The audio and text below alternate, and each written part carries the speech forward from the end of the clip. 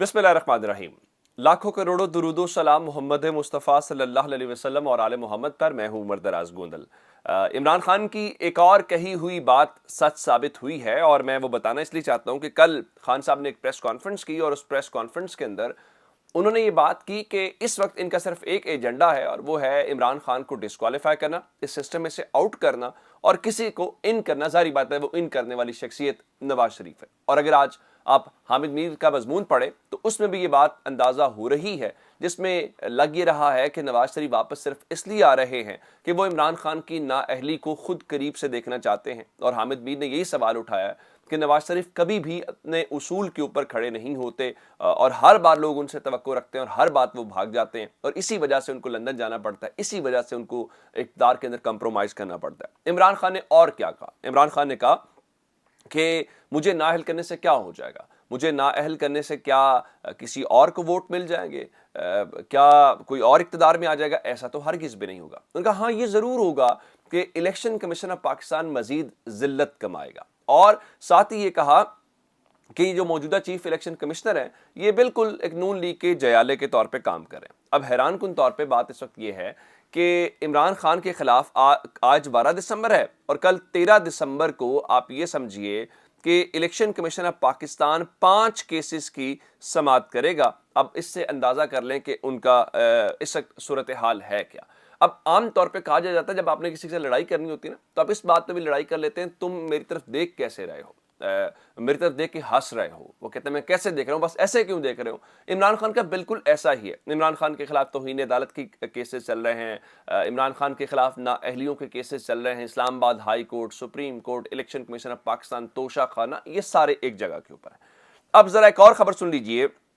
इमरान खान के खिलाफ एक और केस शुरू हो गया है और ये केस भी उनकी जारी बात है नाअहली का। और election commission already Imran Khan के हवाले से तौहीने इलेक्शन कमीशन का केस सुन रहा है, यानी उनका भी बहुत ज़्यादा तौहीन का फैक्टर है, उनको भी बहुत गुस्सा और आता है। अब ज़रा खबर ये सुनिए जो इमरान खान ने कल गुफ्तगू की है, उस गुफ्तगू के बाद खबर इस वक्त आई क्या है। खबर ये है कि इलेक्शन कमीशन ऑफ पाकिस्तान जो है जी वो इमरान खान के बयान का उन्होंने नोटिस ले लिया है और उसके बाद अब उनका ख्याल ये है कि इमरान खान ने कल जो गुफ्तगू की है वो नहीं करनी चाहिए थी। क्या गुफ्तगू उन्होंने ऐसी कर दी है, क्या गुफ्तगू नहीं करनी चाहिए थी, लेकिन इमरान खान के कल के बयान का नोटिस ले लिया गया है और सिकंदर सुल्तान राजा के खिलाफ गुफ्तगू करने के ऊपर कार्रवाई का फैसला हो गया है। यानी वो ये समझते हैं कि सिकंदर सुल्तान राजा जो हैं वो तनकीद से मुबर्रा हैं, वो आइनी ओहदे के ऊपर तो ज़रूर हैं लेकिन बहरहाल इमरान खान पाकिस्तान की एक बड़ी पॉलिटिकल पार्टी के सरबराह हैं, लाखों वोट्स लेते हैं, वो खुद रुकने असम्बली हैं। तो क्या मुल्क के रुकने असम्बली से ज़्यादा ताकतवर है एक आइनी ओहदे के ऊपर बैठा हुआ शख्स? तो आप उससे अंदाज़ा करें। लेकिन मसला है क्या? मसला इस वक्त ये है, इमरान खान ने कल खुद भी कहा कि इलेक्शन कमीशन को इस्तेमाल किया जा रहा है उनके खिलाफ। ये सब लोग जानते हैं कि हालिया जो भी डील शील हुई उसके अंदर ये तय हुआ था, जिसको हमने सुना था कि लेवल प्लेइंग फील्ड का नाम दिया गया है, कि इमरान खान को आउट किया जाए, उनको नाअहल किया जाए, नवाज शरीफ को इन किया जाए, तो फिर माना जाएगा कि चीज़ें बिल्कुल ठीक है। यही बात कल इमरान रियाज भी कर रहे थे और उनका भी कहना था ज़ाहिरी बात है, हम सबके पास ये खबरें हैं और पूरा प्लान हमें अंदाज़ा है कि किस तरह चीज़ें होनी हैं।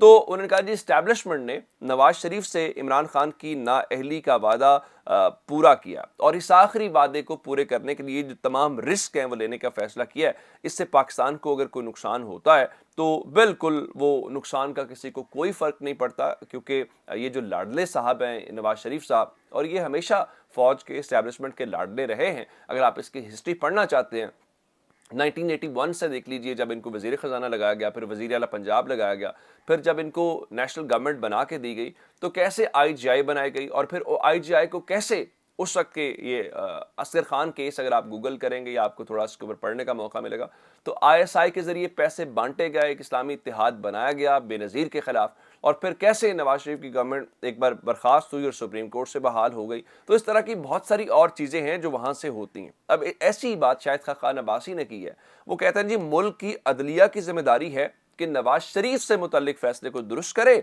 अगर आप सियासी ओहदे से अलग करके ताहयात नाअहल करेंगे तो ये नाइंसाफ़ी कौन दुरुस्त करेगा? जिसका मतलब क्या है कि आप नवाज शरीफ को तो हर सूरत जो है वो फैसला भी दुरुस्त करें और उनको आप کوالیفائی کریں، اور دوسری طرف مطالبہ سادہ لفظوں میں یہ ہے کہ آپ عمران خان کو اس حوالے سے ڈسکوالیفائی کریں تو ہمارے کلیجے کو ٹھنڈ تب پڑتی ہے۔ بالکل ٹھیک ہے، آج حامد میر نے بھی تذکرہ کیا کہ نواز شریف ہر بار آتے ہیں اور بہت سارے باتیں اور وعدے کرتے ہیں، کبھی پورا نہیں کرتے۔ ان کا ٹھیک ہے، اگر آپ کہتے ہیں کہ رانا ثناءاللہ کے اوپر آپ کو بڑی تکلیف ہے، ان کے اوپر مقدمہ بنا، تو رانا ثناءاللہ کے اوپر مقدمہ ANF نے بنایا، اینٹی نارکوٹک فورس نے بنایا، اور میری جنرل صاحب جو کہتے رہے ہیں آپ سب کو پتہ ہے۔ پھر ان کا اس میں جنرل باجوہ کی تائید شامل تھی، اور جب تک جنرل باجوہ موجود تھے انہوں نے اس کیس کو ختم نہیں ہونے دیا۔ نون لیگ میں اتنی ہمت اور جرأت ہے، کر کے دکھائے ذرا۔ تو ایسی صورتحال اب اعظم سواتی کے ساتھ ہو رہی ہے کہ اب آپ اقتدار کے اندر بیٹھے ہوئے ہیں اور اعظم سواتی کو آپ نے باقاعدہ ایک پولیٹیکل وکٹمائزیشن کا پارٹ بنایا ہوا ہے، تو کوئی بات نہیں ہے۔ آج ان کے صاحبزادے اعظم سواتی کے جو عثمان سواتی ہیں، انہوں نے سندھ ہائی کورٹ سے رجوع کیا، چونکہ ان کو بلوچستان سے سندھ منتقل کیا جا چکا ہے۔ بلاول زرداری جہاں فرماتے ہیں کہ وہاں پہ بہت انسانی حقوق کی پاسداری ہو رہی ہے، تو انہوں نے فوری طور پہ سندھ ہائی کورٹ سے یہ استدعا کی کہ ان کے والد صاحب کے حوالے سے جو کیسز ہیں ان کو اس کی فوری سماعت کی جائے، اور عدالت نے آج ان کی یہ سماعت، ان کی استدعا منظور کر لی، اور KK آغا صاحب کی سربراہی میں 2 رکنی بینچ اس کیس کی سماعت کرے گا۔ اللہ کرے کہ ان کو ریلیف ملے۔ اب اس کے بعد پھر یہی ہو سکتا ہے کہ آپ ان کو وہاں سے نکالیں، اور اب بلوچستان بھی بھگت گیا، سندھ بھی بھگت گیا، اب صرف اور صرف یہ ہو سکتا ہے کہ آپ ان کو خیبر پختونخوا لے جائیں، پنجاب لے جائیں۔ تو یہ اس وقت ہے کہ پاکستان کے اندر فی الحال ایک ہی مسئلہ ہے، اور وہ مسئلہ کیا ہے کہ بس عمران خان کو نکالنا ہے اور نواز شریف کو ان کرنا ہے۔ اور نواز شریف کو ان کرنے کی صورتحال یہ ہے کہ کسی بھی جگہ پہ کوئی بھی ایسی چیز چھوڑنی نہیں ہے۔ خرم دستگیر ان کے وہ کہہ رہے جی ہم عمران خان نواز شریف کی واپسی کی نا فائنل ڈیٹ نہیں دے سکتے۔ ان سے پوچھا گیا کیوں نہیں دے سکتے؟ ان کا جی جو ڈاکٹرز ہیں، یہ ظاہری بات ہے انہوں نے طے کرنا ہے، اور ڈاکٹرز تعین کریں گے اس چیز کا، ان کی چونکہ علاج چل رہا ہے تو۔ لیکن ہاں ایک بات ضرور ہے، اگر اسمبلیاں ڈیزالو ہو گئیں تو پھر نواز شریف صاحب جو ہیں وہ اگلے 3 مہینوں کے اندر پاکستان آ جائے گا۔ وارے ڈاکٹر، یہ کیسا ڈاکٹر ہے جو اسمبلیوں کی تحلیل کے ساتھ اپنی رائے بدلتا ہے اور سفر کرنے کی اجازت دیتا ہے؟ ابھی کچھ دن پہلے ہی نواز شریف صاحب یورپ گئے ہوئے تھے، سیر کر کے آئے۔ یہ کیسے ڈاکٹرز ہیں جو یورپ کی سیر کی سفر کی اجازت تو دے دیتے ہیں لیکن پاکستان کی اجازت نہیں دیتے؟ لیکن ظاہری بات ہے ان کی یہاں پہ چیزیں کلین اپ ہونی ہیں، ان کو کچھ فائدے، کچھ بہت ساری چیزیں ہیں، تو وہ سارا کچھ ہونا ہے۔ دوسری جانب میں آپ کو ایک اور خبر جو دینا چاہتا ہوں وہ یہ ہے، چوری سالک حسین جو شجاعت صاحب کے صاحبزادے ہیں، تو وہ بھی بیک فٹ کے اوپر آ گئے ہیں۔ پہلے وہ باتیں کر رہے تھے جی پرویز الہی ساتھ چھوڑ جائے گا، ان کا جی میں نے ایسا کوئی بیان نہیں دیا۔ اور ایک اور کہا کہ سپریم کورٹ یوں کرے کہ پنجاب اسمبلی تحلیل ہونے سے پہلے جناب ایک آئینی بحران ختم کرے، یہ طے کرے کہ پارلیمانی ہیڈ کی بات سننی ہے، پارلیمانی پارٹی ہیڈ کی بات سننی ہے یا پارٹی ہیڈ کی گفتگو سننی ہے۔ اور پھر کہا جی اگر مونس الہی مجھ سے رابطہ کریں تو مجھے تو کوئی مسئلہ نہیں ہے۔ پھر کہا کہ مونس نے جو ہے اقتدار کے لیے اپنے خاندان کو تقسیم کر دیا، تو اس کا مطلب کیا ہے؟ اس کا مطلب کہ زرداری اور شجاعت صاحب کی جو باتیں سنائی جا رہی تھیں وہ باتیں، وہ پلان نہیں چل رہا، تو اب یہ دوسری طرف سے آنے کی کوشش کی جا رہی ہے، لیکن اس سے کوئی فرق نہیں پڑے گا۔ چودھری برادران بڑے کلیئر ہے۔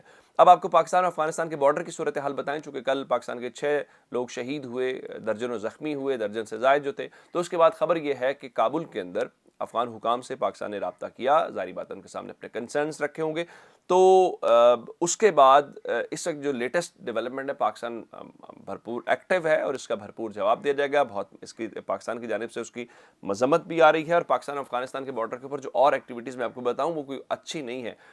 وہ اس لیے کہ وہاں پہ ڈالرز کی اسمگلنگ بہت زیادہ ہے۔ کل FIA نے ڈیرہ اسماعیل خان اور پشاور میں کافی کارروائیاں کی، چونکہ آپ جانتے ہیں پاکستان میں ڈالرز کی قلت ہے، تو اس کو روکنے کی اپنے طور پہ کوشش کی ہے۔ چلے یہ رکنا چاہیے، ضرور رکنا چاہیے، لیکن دوسری جانب سوچنا یہ چاہیے کہ اتنی جو سپورٹ اور اتنی محنت کی گئی ان کے لیے، کیا اس لیے ان کو گورنمنٹ میں لایا گیا تھا؟ پالیسی سازوں سے، اسٹیبلشمنٹ سے یہ سوال پوچھا جانا چاہیے۔ اپنا بہت سارا خیال رکھیے گا۔ خدا حافظ۔